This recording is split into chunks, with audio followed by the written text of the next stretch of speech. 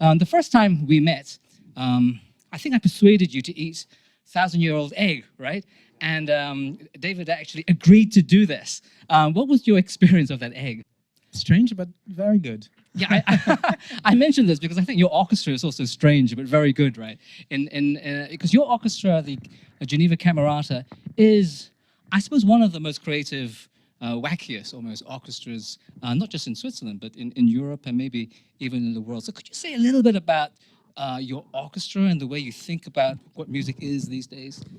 So the orchestra was really founded and created with a clear mission of bringing a youthful, dynamic, creative, original, and even mind-provoking, or just provoking atmosphere and research and ideas with a very clear wish to bring a new kind of spirit to the classical concert hall, mainly because there is, I think, a very strong feeling among a lot of musicians of the young generation that the world and technology and a lot of fields, even in the artistic universe, are moving very quickly, but that the classical music world is always moving very slowly. And that's a feeling that is shared among a lot of musicians of the young generation. And different initiatives are taking place in different parts of the world, but our initiative was really to try and change certain ways of doing things in the orchestra. And the orchestra in general is the symphony orchestra in general is an institution that is very old, very heavy in its way of working, in its way of making music. There are a lot of rules, a lot of, I won't get into that because it's very long, but a lot of ideas that have been present in the last few hundreds of years, and many of these rules and many of these ways of doing things are very don't really belong to the world that we live in. So the idea was to create an orchestra in which we are free of these rules, we are free of these old ideas, and especially for the programming, to try and offer the general public new kinds of program, different formats, different kinds of orchestrations, pieces, different ways of presenting music to the audience.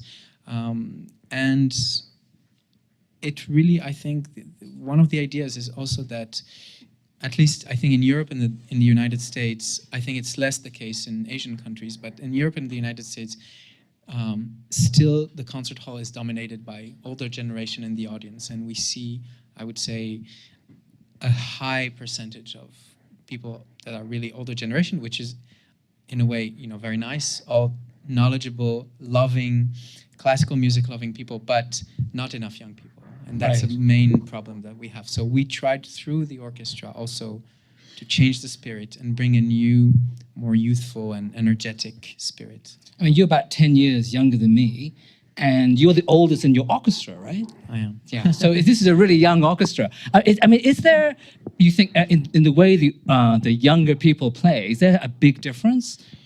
I think it's especially a matter of music education. I think a lot of things have changed in the last 10 years, to be honest. We can give very concrete examples. 10, 15 years ago, many music schools around the world did not have a jazz department. A lot of schools now have a jazz department. My school in New York, when I was there, it was just starting, for instance, at Juilliard School. Same thing for contemporary music or for Baroque music. Departments specializing in Baroque music or in contemporary music really opened in the last 15 years. Before that, all students had to go through, the main core repertoire, which really concentrated on 100 years, basically, end of 18th century, 19th century, and not much else. So with that in mind, obviously, there's a certain way of playing that goes with it. And I think now the younger generation is very much liberated from that because the repertoires have expanded. Classical musicians go into other styles as well. You see a lot of classical musicians who are part of jazz groups or even pop rock groups. It's more and more common. I think 20 years ago it was unthinkable to have so many young musicians doing other things as well. So having young people in the orchestra who are, between the age of 25 and 40, I would say, is definitely is bringing something. I think you will be able to see it tonight when you come to the concert. Also, the way the musicians of the young generation interact with each other, there's much more openness. People dare to look each other in the eyes. Right. Yes. Thing that you would very rarely see in symphony orchestras like 50 years ago. People would be, the conductor would be such a dominant figure back, the Karajan and all these. Right, the great dictator type. Which were a bit on the dictatorship type. The musician had very little to do with the outcome of the concert. The musician was expected to just play the music, and that's it. And these kind of orchestras like Geneva Camerata, but other orchestras are really taking the initiative to give a voice to the musicians. In our rehearsals, for instance, the musicians are really part of the debate. It's a very democratic, open debate. Sometimes it gets very passionate, and these musicians have very strong opinions, and sometimes it's not easy to share these different opinions, but it's a much more constructive and I think intelligent, at the end of the day, intelligent way of making music. Everybody participates, and there's no dictatorship. Right. But your musicians must be very versatile, because your programs, they do involve, of course, the new music in the sort of most high-minded sense, classical music, but also jazz, electric, jazz, rock. They have to be able to play all the styles. Yeah, these musicians were chosen on a very clear and precise kind of chart in order to avoid falling into, again, this whole usual classical music, symphonic orchestra type of atmosphere. They were chosen really, every person in this orchestra absolutely needs to be able to not only play classical music. Some of them are incredible jazz improvisers. Some of them, they play tango or klezmer or even, different kinds of African, Indian, traditional music. And this brings a lot of richness to the orchestra. And this allows us to offer to the public, not in this tour actually, but in many other touring that we do, or for instance, in our very last album that we recorded, which is half a jazz album, half a classical album. And there's even some gypsy, Balkanic kind of improvisation on this album. And it really allows us to, with these kinds of musicians, to go into all sorts of musics and different types of music and folk and traditional and other things. And in a way, it's even when we play Mozart or Beethoven, I believe that having this kind of richness and this kind of openness to other kinds of music even helps the performance of Mozart and Beethoven. It's not just about playing other kinds of music. It's really what kind of color you bring when you have a beautiful violin line or a beautiful cello line. Do you just try to play this line like a cello or a violin player who plays classical music, or do you try to get influence also from, I don't know, other kinds of performance like Stefan Grappelli, or if you're a pianist, Keith Jarrett, etc. I think it really brings a kind of richness to the sound, and we truly aim at bringing this out, and hopefully it comes out when we play even the more famous repertoire of classical music. So I know you do lots of very inventive programming. What's the most radical, the craziest program you've ever done? I think it's one we've done actually very recently. We've briefly talked about it. It's a program that was premiered last November, in which the entire orchestra at the same time plays by memory several classical pieces, and all the musicians at the same time, while playing, dance on a contemporary choreography, which they have learned with a choreographer that has created this show, especially for the orchestra. So they have to learn by heart, play on stage, and at the same time dance, and extremely complex performance. But at the end, some of the musicians, hopefully, we can bring this show to. You must Hong bring Kong. it here. Yes.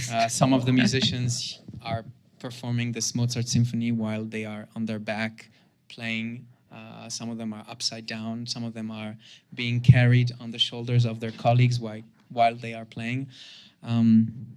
So these kind of projects are, which brings me, by the way, to the idea that it's not just about different styles of music. We do a lot of collaborations with contemporary dance, with theater, with cinema, with video art, with visual arts. We've done a lot of programs, with all sorts of artists, and they bring their knowledge to us, and we get inspired, and it also helps us to perform our own programs. So just to get it straight, the whole orchestra memorizes the Mozart symphony, and the other piece is a Lully, is a kind of Baroque, very early kind of Baroque kind of piece.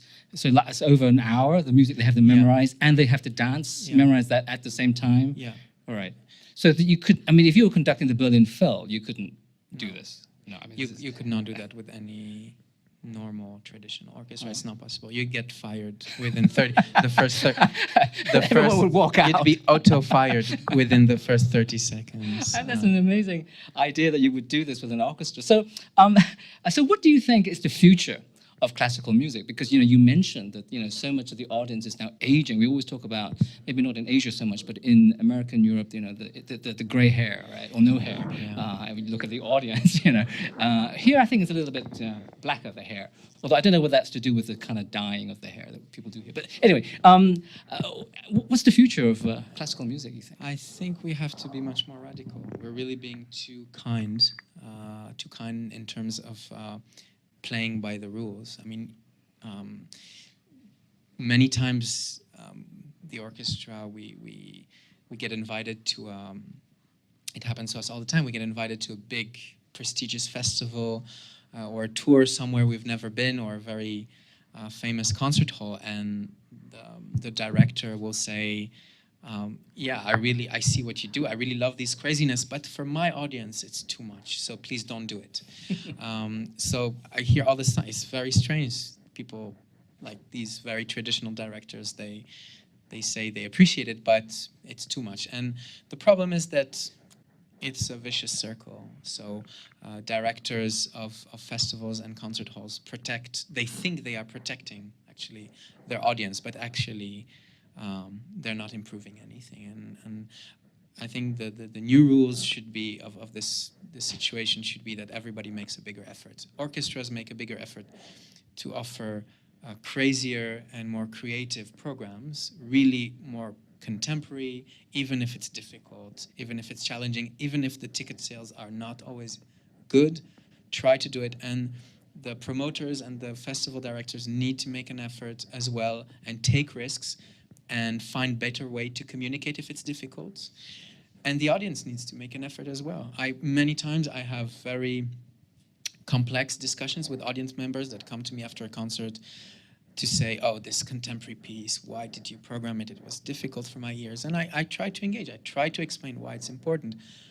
Some people you win over, some people you lose. But I always believe by daring, you lose one person, you will end up gaining 10. So in the long term, it's always worth it. And we are in a transitional period where the technology is becoming so crazy. I mean, things are advancing so fast. I always think, every year we are presented with a new iPhone.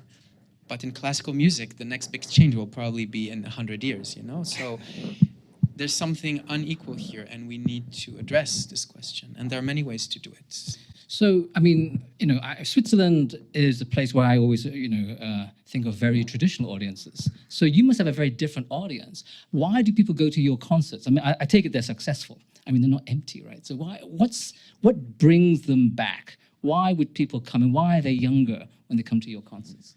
People can get traditional concerts in Europe everywhere. They don't need us, You want to hear a big Mahler symphony or a big Brahms symphony.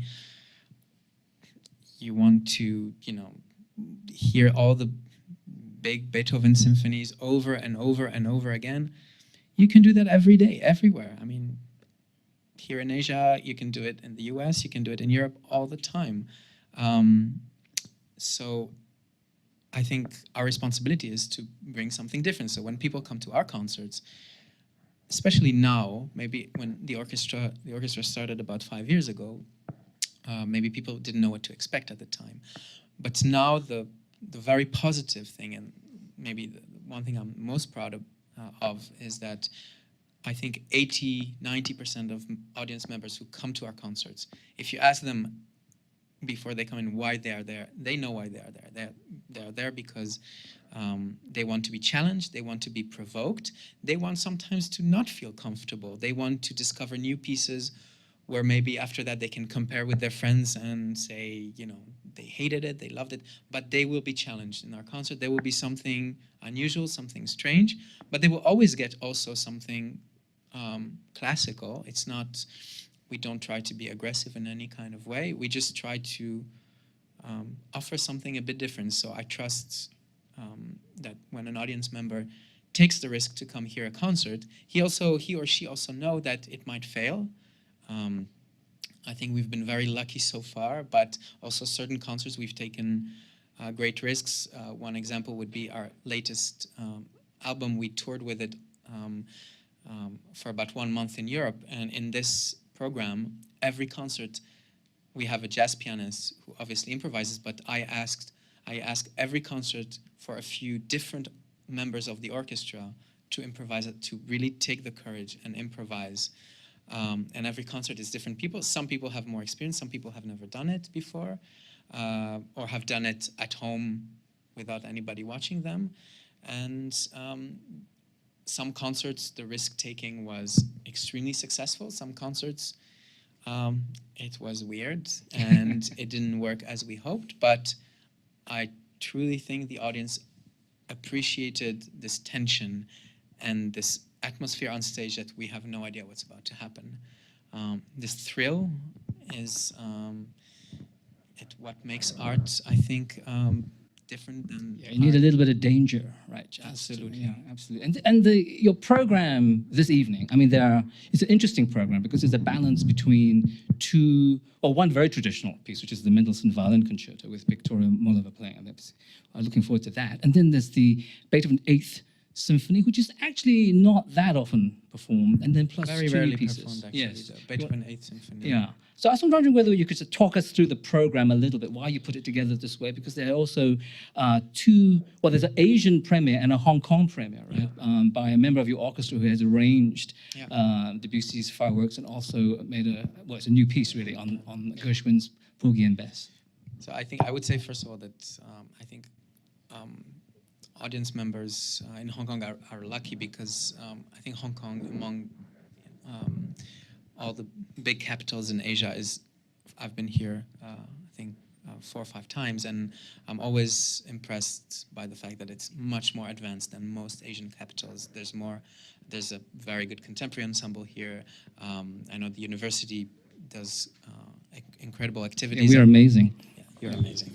And there's different series, and there's really a lot. Last time I was here, I got to play a very contemporary piano recital, and I say this because when we planned this tour in Asia, not all the other capitals were as open-minded, and some of them really asked us to scale down the craziness. We have this Mendelssohn Violin Concerto, which is really one of the top, most famous masterpieces, but it's a beautiful, gorgeous masterpiece, and it's always great to play it. We start the concert with, I think, something rather unusual. It's a piece that was written by Debussy, but originally for piano. It's a prelude for piano. 1918, Debussy died, actually, so we are now in 2018. We're still, marking the 100th anniversary of this great composer who really changed the way of writing music, completely invented a completely new language that didn't only had a huge influence on classical music, but also on jazz.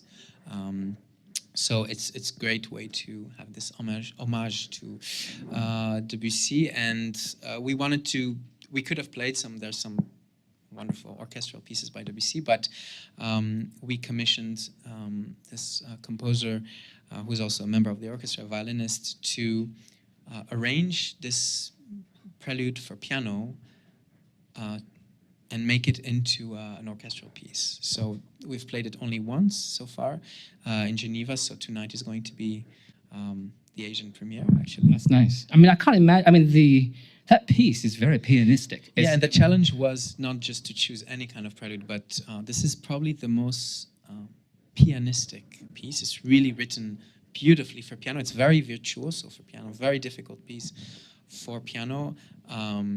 And I had played it many, many years ago when I was a student. I was always fascinated by it. Quite advanced, quite contemporary, and for really ahead of its time for I think it was written 1913, I think, something like that. And it's really new in so many ways. And so it was a big challenge for this arranger. And the idea was to revisit the piece and think about it and hear it in a different way. And I think it's a good and quite special opener for a concert. So we start with that. After that, we have the violin concerto. And then after the break, we have another unusual piece. It was written originally also for our concert series, and it's the first time we are playing it in Hong Kong. It's a piece that's inspired and based on various themes from Porgy and Bess by George Gershwin. Porgy and Bess, obviously, it's Gershwin's, maybe with Rhapsody in Blue, biggest masterpiece. And also a piece that has changed the course of music history. And there's so many beautiful songs in Porgy and Bess. I mean, endless number of songs we know. I mean, so many of them, including Summertime. But there are a range of songs. Some of them are actually not so well known. And so in the piece, you will hear various variations on these musical themes. And the nice thing is that we like to ask our own cellists. We have different cellists in the orchestra, obviously, and during this tour, every concert is a different cellist. It's a kind of mini concerto for cello. Yeah, exactly. It's like a mini concerto for cello. It's very playful, a lot of colors. There's the jazz, obviously, but there's also, you know, different influences, and it gives the opportunity also to the public to discover, you know, a particular member of the orchestra. And that's very exciting. And we finished the concert with Beethoven 8th Symphony. It's actually, out of the 9 symphonies, the one that's probably the least played, I would say. It has such an, I would say, exciting and thrilling mood. It's shorter than usually Beethoven symphonies are over half an hour. This symphony is a bit less than 25 minutes. It's very exciting, and it's unusual in the fact that usually Beethoven symphonies are very heroic and very they have this universal feeling of saving. It's very kind of thing. It's very It hasn't got that heroic. I mean, it has. It's almost. I don't know. When I first heard that piece, I always felt it was very almost neoclassical. It's almost as if he was looking back on Haydn, on the 18th century. Yeah, there's something very light and very very youthful about it. And the last movement is goes extremely fast. It's one of the most difficult movements for wind players because it goes so fast. They almost don't have time to play all the notes. It's it's very exciting in a way. And that's also, I mean, obviously we like to play 18th century repertoire, and 19th century repertoire is what we play also. We don't just play crazy things. So it's playing this symphony, which is rarely played, is also a way of presenting a piece by a famous composer, but trying to offer something that's a bit different, you know, than usually orchestras on tour who play the 5th Symphony or the 3rd Symphony or Mozart Jupiter Symphony, all these very, very famous pieces that we hear a bit, I would say, a bit too many times consecutively. So we're very happy about this. I mean, I can imagine the very youthful orchestra playing this. I mean, it kind of fits your orchestra very well.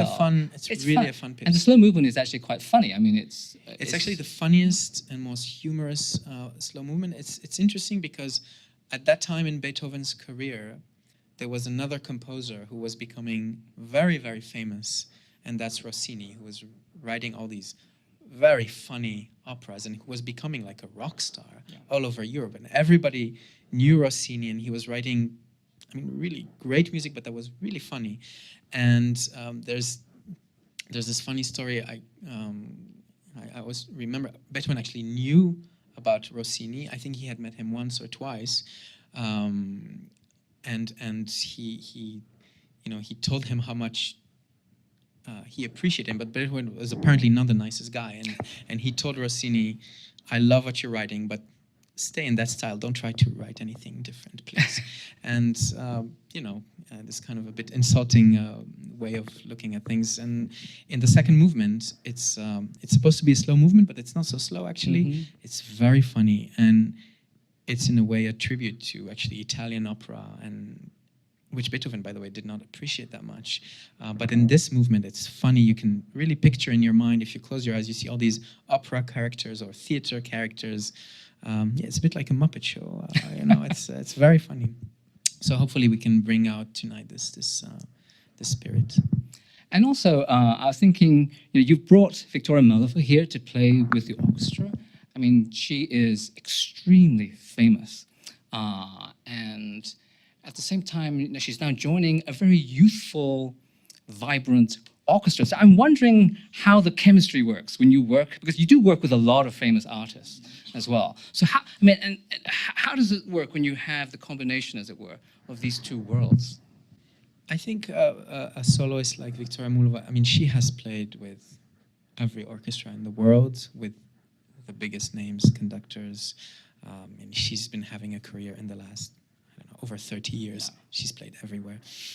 I think these very well-known, famous soloists, at some point in their life also, when they have played with all these orchestras and the same pieces over and over, I think they also appreciate to change course a little bit. And in this orchestra, I think when they come, what they find is much more relaxed atmosphere, not so square, and they are able, therefore, to ask for a lot of things.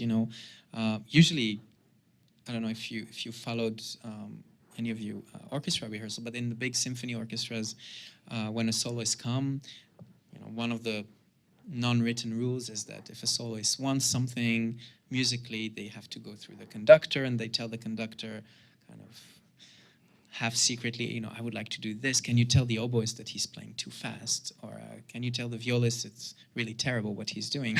And things like that. And it's very, it always seemed to me like something stupid. And we really decided to open things up. So when a soloist comes, one of the first things we tell them, if you feel like saying something to the orchestra, just tell. If you want to tell the oboist something, tell the oboist. If you want to tell the flutist something, just feel free. And so I think these great soloists, after all this long career, they appreciate coming and feeling this much more calm, relaxed, but at the same time very dynamic kind of way of rehearsing. And I think she's enjoying herself. This is not the first time that we've worked together.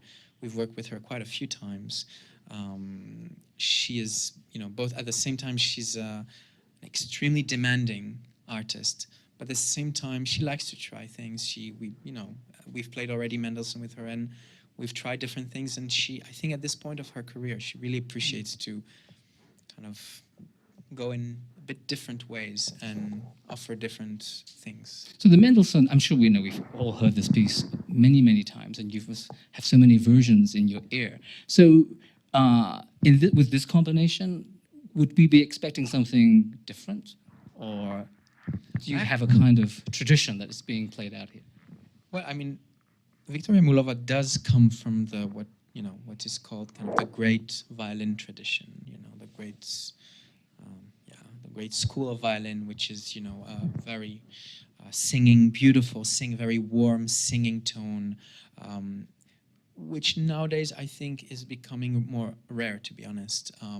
Violinists today have a much more rapid, kind of shiny sound, less kind of this big, wavy sound. So I think in a few years this tradition will slowly disappear, and I think it's also a great opportunity for the public to see this tradition that is maybe in 10 years won't really be there so much anymore. So for us also, and for the young members of the orchestra, it's also a great way of, it really educates us to see this way of, how the great violinists used to play. But I think what I want to say is that I think we can see it very clearly. She also looks at our violinists, and there's very beautiful exchange. And sometimes she looks and she says, "Ah, you do it like this. Let me try." And so I think there's a very beautiful exchange between these different generations, maybe 20 or 30 years that separate these generations.